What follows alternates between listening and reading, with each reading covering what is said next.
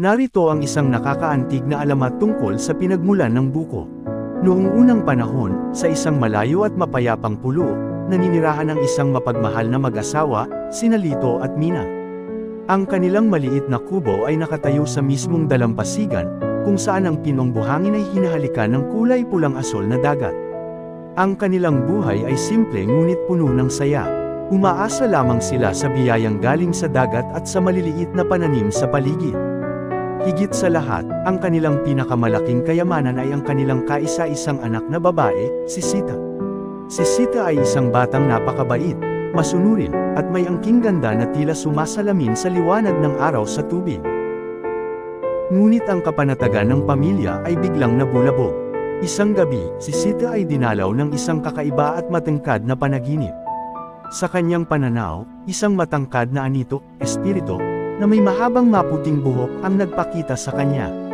Ang espiritu ay hindi nakakatakot, sa halip, ang mga mata nito ay puno ng karunungan at lungkot. Itinuro ng anito ang isang tiyak na bahagi ng dalampasigan, malapit sa isang malaking bato na madalas paglaruan ni Sita. Ang espiritu ay walang sinabi, ngunit sa isip ni Sita ay naramdaman niya ang isang matinding pangangailangan, isang utos na kailangan niyang sundin sa takdang panahon. Nagising si Sita na basang-basa ng pawis, ang imahe ng anito at ang lokasyon sa dalampasigan ay nakatatak sa kanyang murang isipan. Lilipas ang ilang araw, at ang pamilya ay naharap sa isang matinding pagsubok. Isang mahabang tagtuyot ang dumating sa pulo. Ang sikat ng araw ay naging malupit, natuyo ang mga sapa, at ang mga pananim ay nangamatay. Ang gutom at uhaw ay naging banta sa kanilang buhay. Sa kabila ng pagsisikap ni Lito at Mina, unti-unting nanghina ang kanilang katawan. Sa panahong ito ng krisis, naalala ni Sita ang kanyang panaginip. Alam niyang dumating na ang takdang oras. Isang hapon, habang ang kanyang mga magulang ay nakahandusay sa pagod sa loob ng kubo, si Sita ay naglakad patungo sa dalampasigan, bitbit ang isang maliit na palayok ng tubig, ang huling patak ng kanilang iniimbak.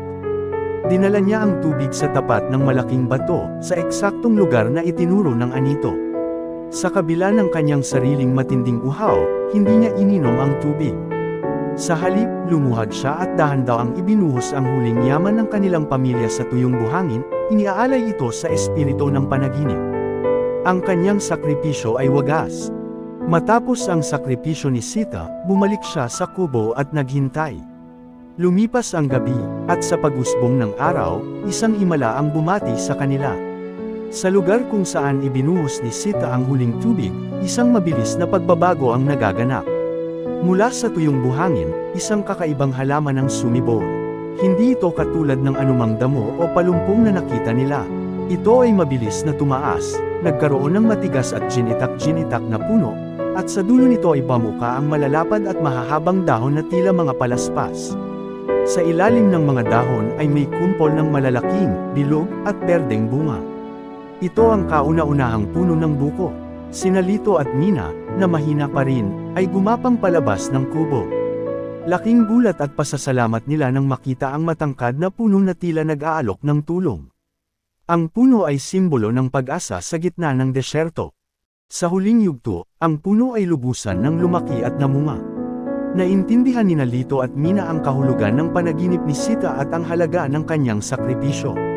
Ang matangkad na puno ay hindi lamang nagbigay ng lilang, ang mga bunga nito ay naglalaman ng masarap at nakakapreskong tubig na pumawi sa kanilang uhaw, at maputing laman na nagbigay sa kanila ng lakas. Dahil sa biyaya ng puno, naligtas ang pamilya mula sa tagtuyot. Ang puno ay nagpatuloy sa paglaki at pagbibigay ng bunga, at sa paglipas ng panahon, ang mga nahulog na buko ay naging bagong mga puno. Ang dalampasigan na dati ay payak ay napuno ng matatangkad at mayayabong na puno ng buko, na naging simbolo ng kasaganaan at buhay para sa buong pulo. Ang sakripisyo ni Sita ay hindi nalimutan.